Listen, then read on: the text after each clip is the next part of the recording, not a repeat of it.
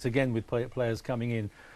Henderson of Sunderland, a £15 million bid for him in January is reported this morning. And also, interestingly, they've warned players who want to leave City, you have to take a wage cut if you ever want to leave this club. So they're clearly going to have another go in January of maintaining what they've started.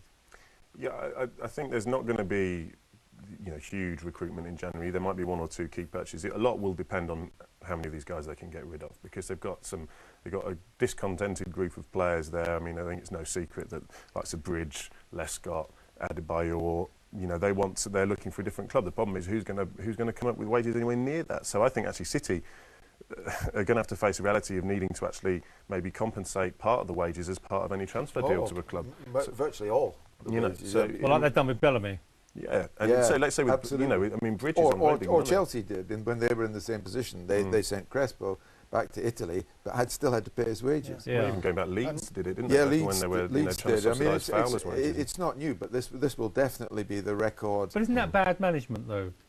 Yes, it is. But given that they knew financial fair play was on the horizon. Yes. But Mancini will argue that he didn't sign those players. Adebayor, no, Adebayor was a £95. disastrous signing. And the thing with financial fair play, so was Lescott.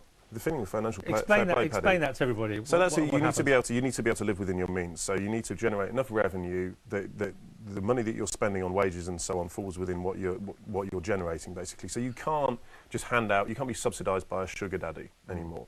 Now the problem with City is they need to increase their kind of corporate commercial profile sufficiently to draw in the big money. So they need to have success in the very, very short term, so that when they do have to kind of fall under these rules, that they're coming from a much higher base. So they're caught between two posts at the moment. They've got to really they've got to try and get success in the short term, which is why they're pushing so hard. Yes. And then they're going to have to work within a framework it's probably about 3 years. The clubs who are poised to continue succeeding are Arsenal above all, because they have a big stadium and a young and a youth production set up. You're convinced, aren't you, Paddy, about this Arsenal team? I'm absolutely convinced. Tottenham they live with it. Tottenham don't yet have a big stadium. Manchester United, because they have a lot of youth, they have a culture of youth and a big stadium. So the ones who have a big football income, but reasonable proportionate football expenditure will be okay, because you're only allowed to subsidise. You will eventually be allowed to subsidise it by only 10 million quid a year. But the Manchester City situation is different.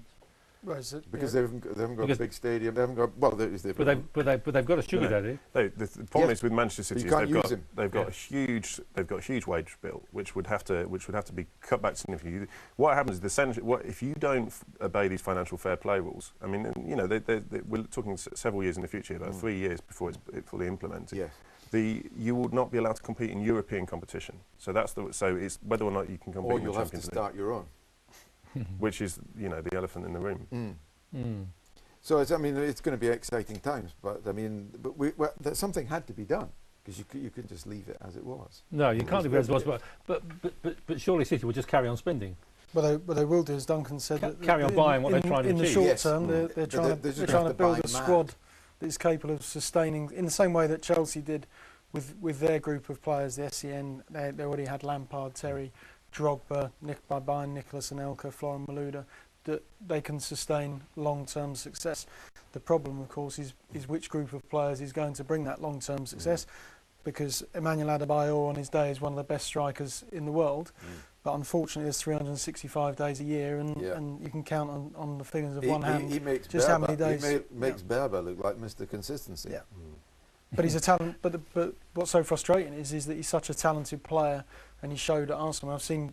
He scored a goal against Villarreal in the Champions League away for Arsenal. I remember it's one of the best goals I've ever seen. Yeah. Fabregas chip, a chest and a volley from Adebayor. Direct football. Yeah. And it works sometimes. Yeah. Even just very briefly, does your love of the Premier League and your excitement of the Premier League go outside the top 4 or 5? Yeah, that's why if you could offer me a ticket for any game this weekend, I'd have taken Bolton Bolton Blackpool, Yeah. and that just proves I'm a good judge because it was a classic. It was a great game. Yes. So I think that's the difference this season. We've got teams. We've got let's say what game. I think Tottenham's the place to be at the moment. Though, Tottenham, isn't it? yes, you could argue. We are going to do some Tottenham later. Arsenal's always the place to go. Manchester United, as they proved yesterday, is still the place to go. Manchester